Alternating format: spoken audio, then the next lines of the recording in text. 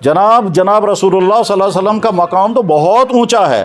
آپ نے نالین مبارک کیسا پہنا, نالین مبارک آپ نے کیسا پہنا, ٹھیک, اس پر ریسرچ کیا گیا تو 50 کتابیں لکھی گئی صرف نالین مبارک پر. چمڑا کیسا تھا, اونٹ کا تھا, کسی اور جانور کا تھا, سائز کیا تھا, سلائی کیسے کی گئی, کٹنگ کیسے کی گئی, پٹیاں کیسی تھی اس میں, پھر وہ نالین مبارک استعمال ہوا آگے کہاں چلا گیا.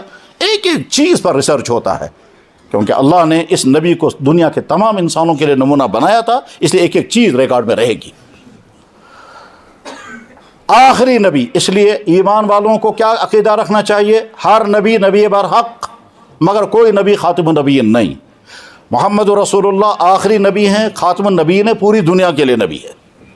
ہر نبی کا دین سچا تھا مگر ان کے زمانے کے لیے تھا, ان کا دین ہمیشہ کے لیے ہے, اس لیے سارا ریکارڈ میں ہے. موسیٰ علیہ السلام نے کیا کہا کہیں ریکارڈ میں نہیں, عیسیٰ علیہ السلام نے کیا کہا کہیں ریکارڈ میں نہیں. اگر ہم یہ جاننا چاہیں کہ رام اور کرشن مہاتما بدھ نے اپنی زندگی میں کیا کیا بولا ہے, ہمیں مل جائے, ہم سمجھیں گے یار بڑے آدمی نے کہا ہے, دیکھیں گے اگر ہمارے لیے قابل عمل چیز ہوگا سوچیں گے اس پر عمل کرنا چاہیے, لیکن ریکارڈ ہی نہیں ہے کہیں.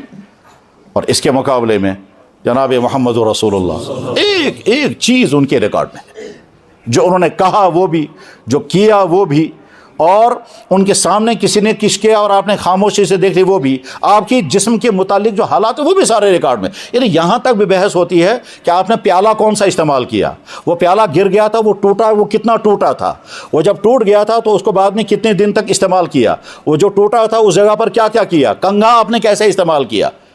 چھوٹی سی چھوٹی چیز بھی جو جناب رسول اللہ صلی اللہ علیہ وسلم کے ساتھ جوڑ کھاتی وہ سب ریکارڈ میں ہیں. اور اس میں دنیا کے کسی مذہب کے پاس یہ دولت نہیں ہے, صرف اسلام کے پاس ہے. 5 لاکھ انسانوں کے حالات ہماری کتابوں میں لکھے ہوئے ہیں, اس لیے کیونکہ وہ حدیث بیان کرنے والے ہیں. یہ حدیث بیان کرنے والے 5 لاکھ انسان جن کو راویان حدیث کہتے ہیں, ان کے حالات اس لیے ریکارڈ کیے گئے کیونکہ وہ بیان کرتے ہیں جناب رسول اکرم صلی اللہ علیہ وسلم کے ارشادات کو.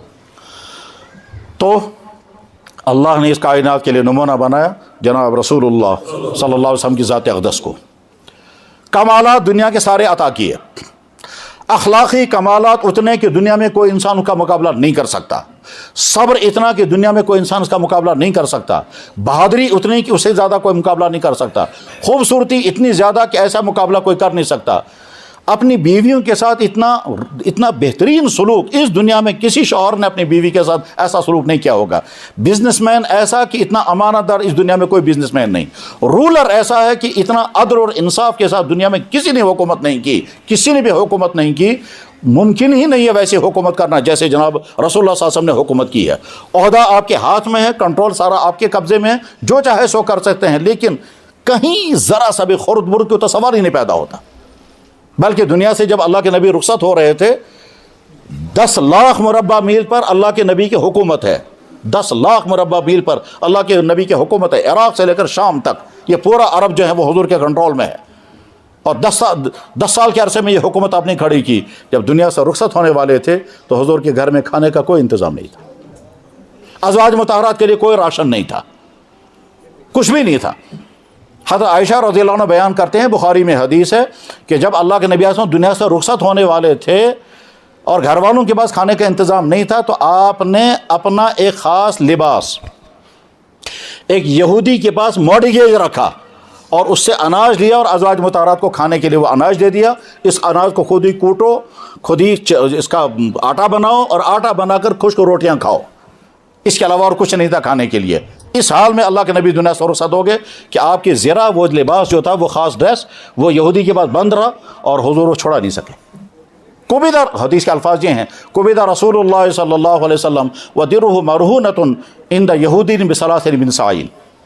حضور کو تکلیف پہنچانے والے بے شمار تھے, اس میں آپ کے دشمن بھی تھے, اس میں کافر بھی تھے, اس میں یہودی بھی تھے, اس میں منافق بھی تھے, اس میں بعض اپنے خاندان کے لوگ بھی تھے, لیکن آپ نے کسی سے کبھی کوئی انتقام نہیں لیا.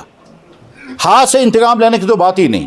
جب پاور آپ کے ہاتھ میں آ گیا کسی کو سزا بالکل نہیں دی, کسی کو گلا بھی نہیں کیا, ڈانٹ ڈپٹ بھی نہیں کی, بلکہ اگر گلا بھی کیا تو ایسی محبت کے ساتھ گلا کیا کہ آدمی حیران ہو جاتا ہے, یار ایسا بھی کر سکتا ہے, انسان کے بس میں تو ہے نہیں, وہ انسان ہے ایک نتیجے.